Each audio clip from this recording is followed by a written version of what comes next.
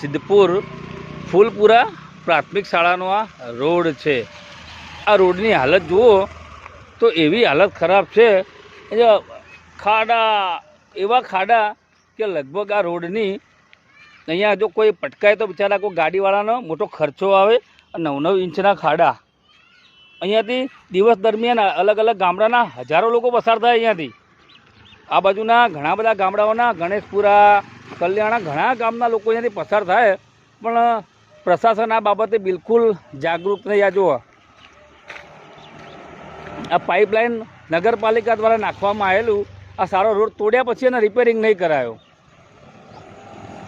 અહીંયાથી સ્કૂલના વિદ્યાર્થીઓ ધૂળ ઉડતી હોય, લોકો હેરાન થતા હોય, પણ પ્રશાસનના આ રોડ વર્ષો થઈ ગયા આ રોડ બાબતે લોકો એટલા હેરાન। જો આ ગંદકી, આ અહીંયાથી શાળાએ બાળકો જતા હોય, કોઈ મહેમાન આવતા હોય, આ જો સિદ્ધપુરનું સુંદર માર્કેટ એની હાલત જુઓ।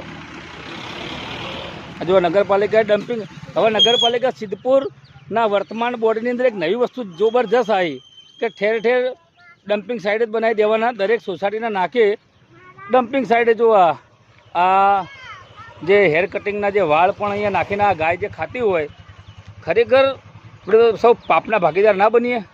આ ગાયના પેટમાં વાળ જાય, પ્લાસ્ટિક જાય, આપણે એક બાજુ ધર્મની વાતો કરતા હોઈએ, સંસ્કૃતિની વાતો કરતા હોઈએ, પણ આ બાબતે કશું જ ના કરી શકીએ તો ખરેખર લાનત છે આપણા સૌના જીવન ઉપર પણ। સિદ્ધપુર નગરપાલિકાના વહીવટકર્તાઓના વિડીયો બનાવીને થાક્યા, પણ તમે ગમે તે કરો, પણ જ્યાં સુધી એ સારી સુવિધાઓ નહીં મળે ત્યાં સુધી અમે અમારી આ મુહિમ ચાલુ જ રાખીશું। અમે અમારા લોકો માટે, સિદ્ધપુરના લોકો માટે બોલવાનું ક્યારેય બંધ નહીં કરીએ, ક્યારેય બંધ નહીં કરીએ જ્યાં સુધી સુવિધા નહીં મળે।